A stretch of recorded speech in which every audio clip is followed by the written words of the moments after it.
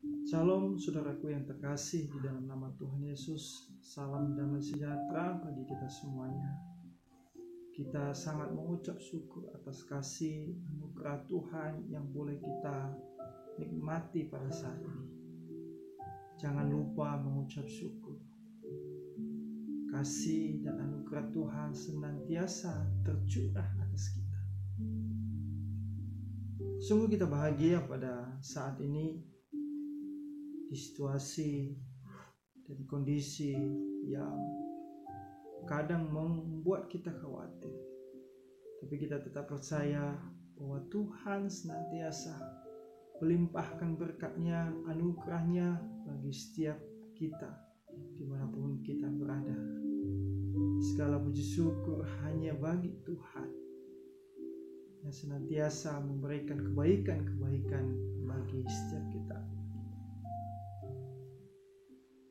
Dalam menjalani kehidupan kita, saya percaya bahwa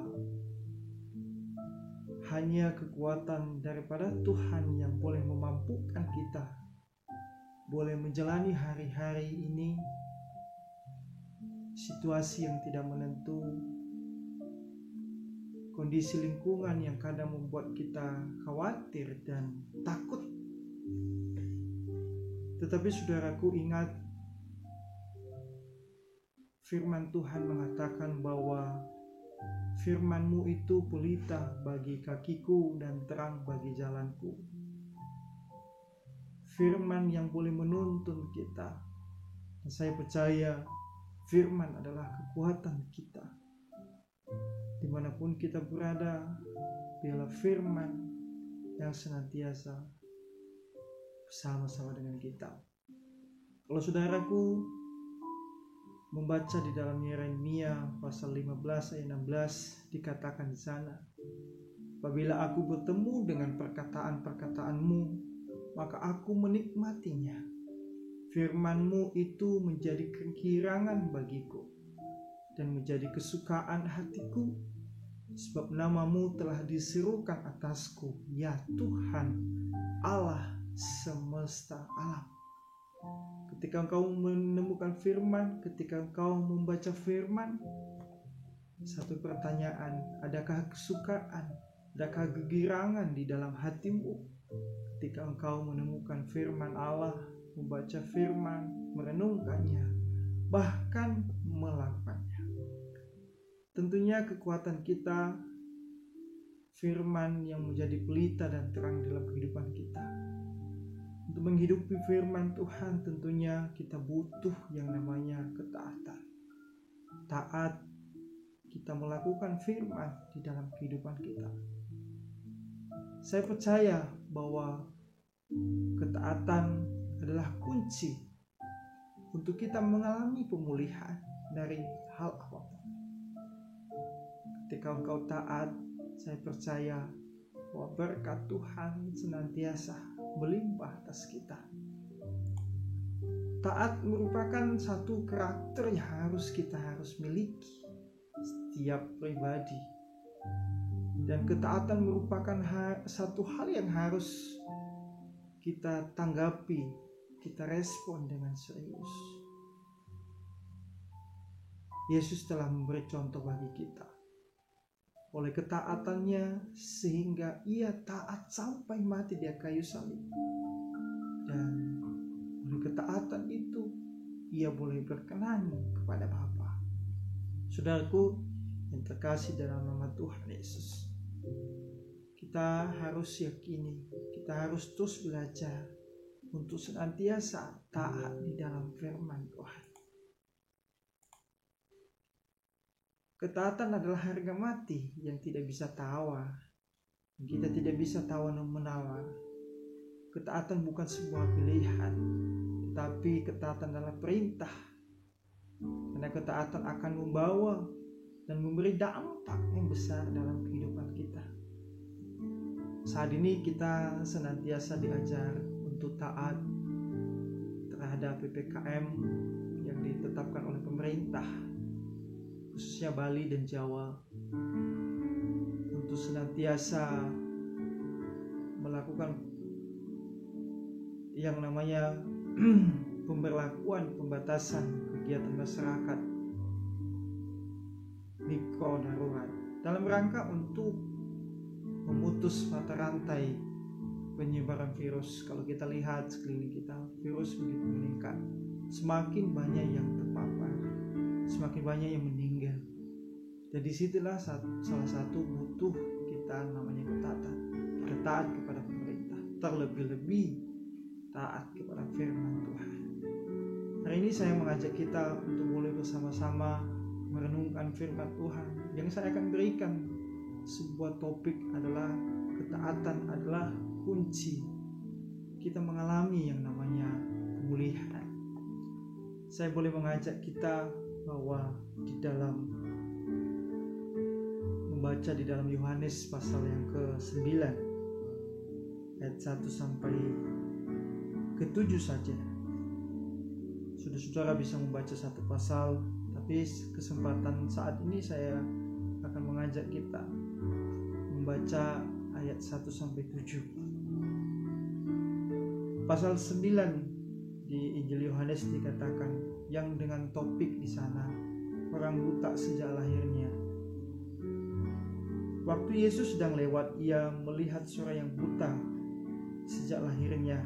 Murid-muridnya bertanya kepadanya, "Rabi, siapakah yang berbuat dosa, orang ini sendiri atau orang tuanya sehingga ia dilahirkan buta?"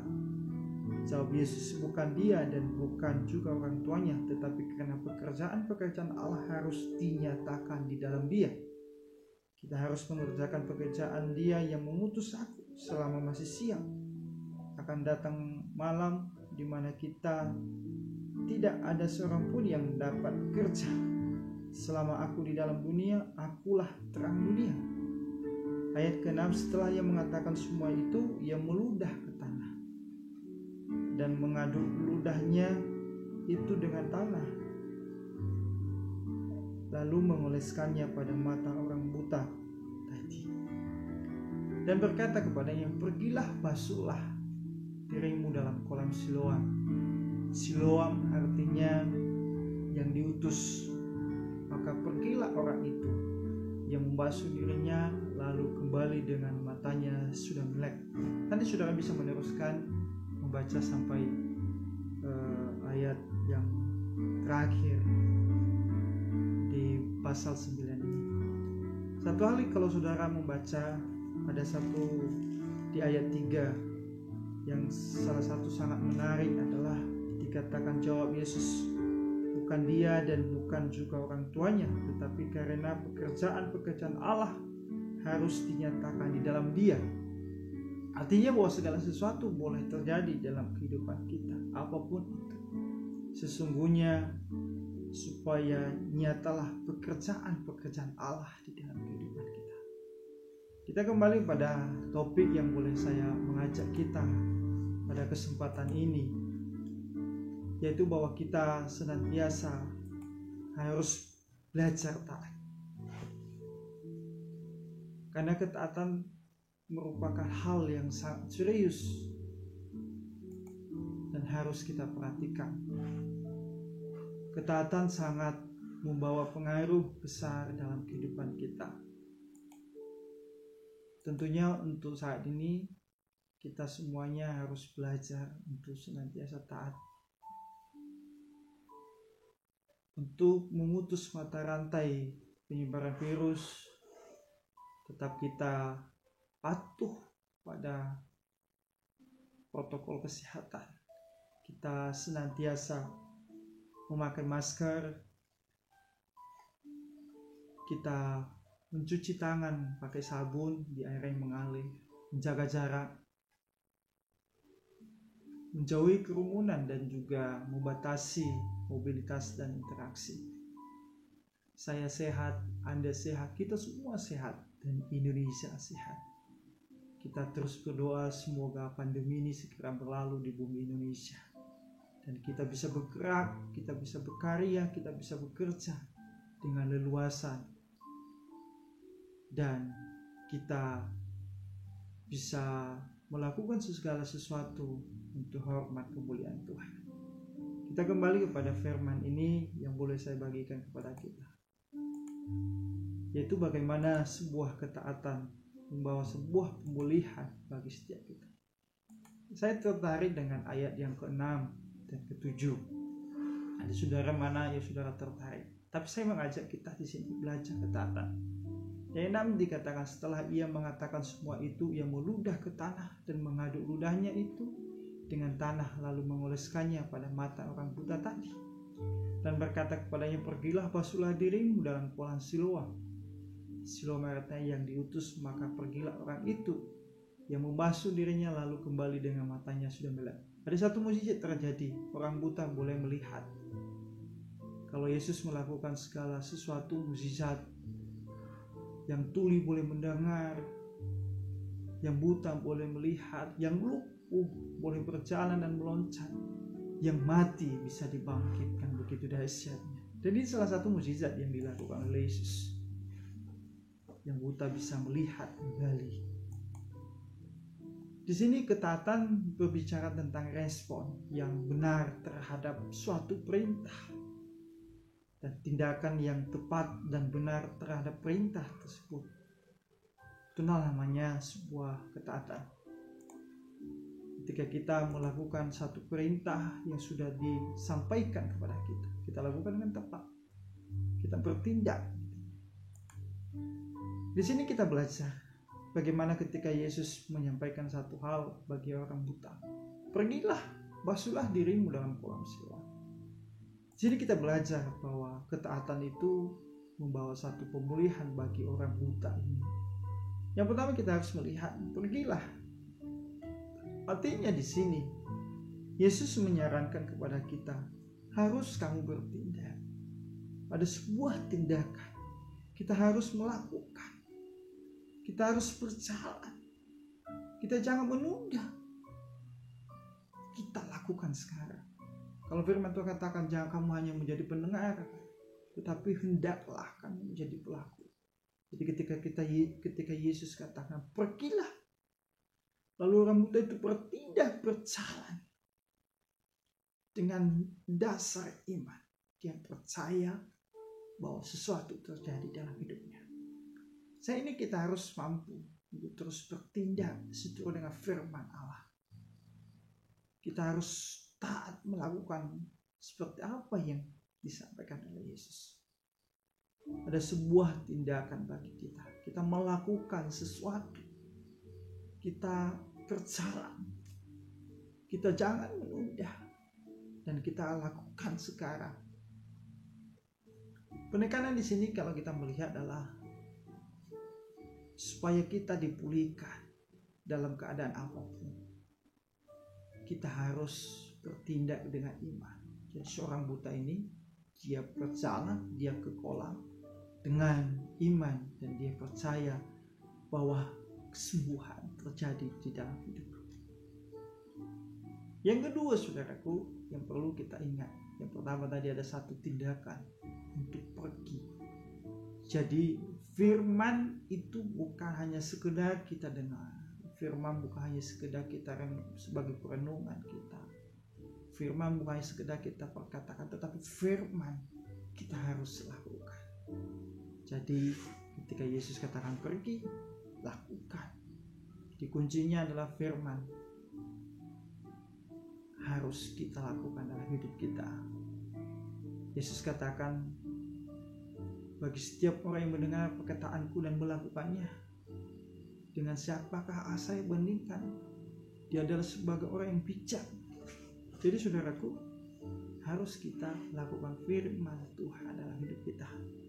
Yang kedua, kalau kita melihat di kalimat selanjutnya, di ayat 7 ini dikatakan, basuhlah dirimu dalam kolam Siloam. Jadi ketaatan itu adalah melakukan segala sesuatu sesuai dengan perintah. Lalu kalau kita melihat orang buta ini, tentunya dia akan membasuh dirinya. Jadi di sini yang harus ditekankan adalah ketika Tuhan memberi perintah, marilah kita melakukannya dengan benar. Marilah kita bertindak dengan tepat sesuai dengan perintah tersebut. basuhlah. Di sini dikatakan pergilah basuhlah dirimu dalam kolam Siloam. Jadi ada satu perintah ini yang ditekankan kepada orang buta supaya kesembuhan terjadi. Tentunya ini basuh adalah ketika matanya sudah adukan tanah yang ditempel di matanya. Lalu ketika dia masuk kepada kolam, dia akan membasuh matanya sehingga kesembuhan boleh terjadi. Ia melihat ada satu mujizat. Di dalam sebuah ketaatan, tentunya yang diajar, yang diharapkan Tuhan kepada kita, yaitu jangan kita asal bertindak. Kita harus bertindak hati-hati sesuai dengan perintah. Kalau dalam firman Tuhan katakan, janganlah engkau menyimpang ke kanan ke kiri. Kamu berjalan seturut dengan firman Tuhan. Dan percaya mukjizat terjadi dalam hidup kita. Pemulihan terjadi di dalam hidup kita. Ia membasuh dirinya, lalu kembali dengan matanya sudah melek. Ketika ia taat, ketika ia membasuh dirinya, mukjizat terjadi, kesembuhan terjadi. Jadi ketika saya dan saudara melakukan seturut dengan apa yang Tuhan sampaikan lewat firman-Nya yang kita baca, kita dengar, kita renungkan setiap hari, kita lakukan dengan setia, itu membawa satu pemulihan besar di dalam kehidupan kita. Yang selanjutnya saudaraku, jangan kita lupa senantiasa mengucap syukur pada apa yang Tuhan kerjakan di dalam hidup kita. Wajib kita mengucap syukur. Wajib kita berterima kasih kepada Tuhan.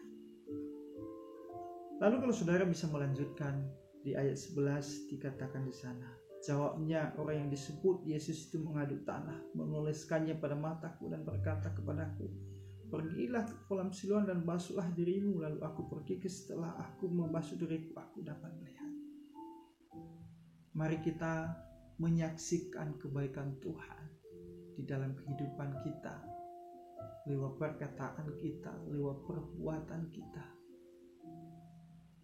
menunjukkan bahwa Allah begitu baik di dalam hidup kita dengan kita mewujudkan perbuatan baik kita, dengan kita bisa menampilkan kehidupan Kristus di dalam kehidupan kita. Semoga kita senantiasa bisa mulai menjadi berkat dimanapun kita berada ketika kita menghidupi firman Tuhan. Satu tindakan nyata yang dilakukan oleh orang buta, dia bersaksi, ia menyaksikan kebaikan Tuhan di dalam hidupnya.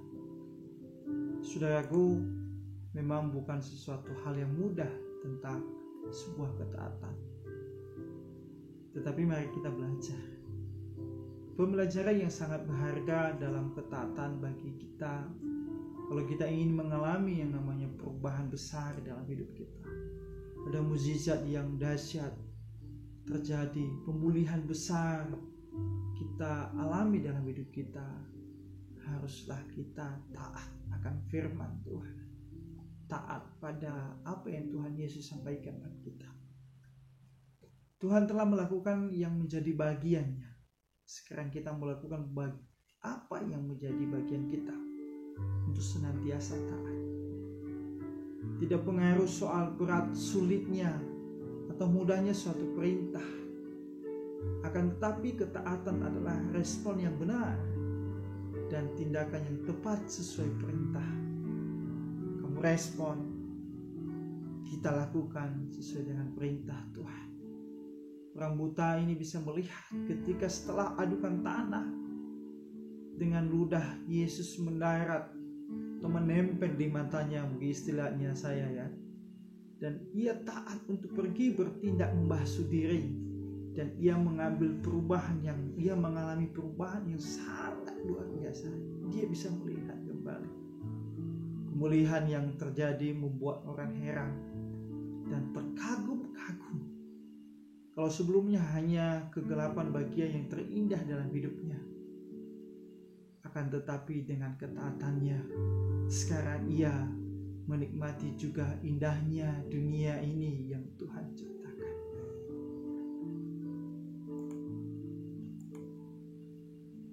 Saudaraku yang terkasih, jangan mengeraskan hati untuk tidak taat terhadap perintah Tuhan. Pergilah, bertindaklah dengan iman. Lakukanlah sesuai dengan perintah, dan hatimu senantiasa mengucap penuh dengan ucapan syukur. Dan jangan lupa terus bersaksi, saksikan kebaikan Tuhan dalam hidup kita. Saya percaya pasti mujizat Tuhan terjadi dalam hidup kita. Dalam situasi seperti ini, kondisi yang sedang kita alami bukan dalam arti menjadi satu penghalang bagi kita untuk tidak taat akan firman. Ada kesempatan banyak bagi kita belajar akan firman. Kita membaca, merenungkannya, menjadi pedoman bagi kehidupan kita, sebagai pelita dan terang di dalam jalan-jalan kehidupan kita, sehingga hidup kita semakin hari semakin boleh berkenan pada Tuhan, semakin hari semakin boleh menyenangkan Tuhan di setiap kata, di setiap perbuatan, dan setiap yang kita pikirkan. Ingat saudaraku bahwa ketaatan Yesus membuat ia berkenan kepada Bapa di surga. Yesus telah memberi contoh bagi kita. Ia taat sampai ketaatannya di atas kayu salib. Dia mati di atas kayu salib. Begitu dahsyat, dan juga kita harus belajar. Begitu singkat firman ini, semoga ini menjadi berkat bagi kita. Dan saya percaya ketika saya dan saudara semakin hari semakin taat akan firman Tuhan, dan saya percaya bahwa pemulihan besar-besaran terjadi dalam hidup kita. Jangan menunda waktu untuk taat akan firman. Ambil waktu, kesempatan sekarang untuk senantiasa hidup sesuai dengan firman Tuhan. Tuhan memberkati kita. Semoga firman ini menjadi kekuatan bagi setiap kita. Apabila aku menemukan firman-Mu, perkataan-perkataan-Mu, ini adalah kegirangan bagiku. Ini adalah kesukaan bagiku. Semoga firman menjadi kesukaan kita.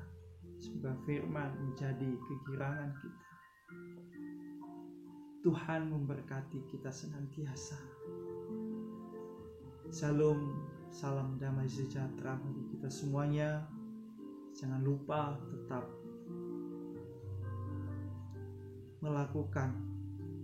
menerapkan protokol kesehatan dimanapun kita berada. Tuhan memberkati.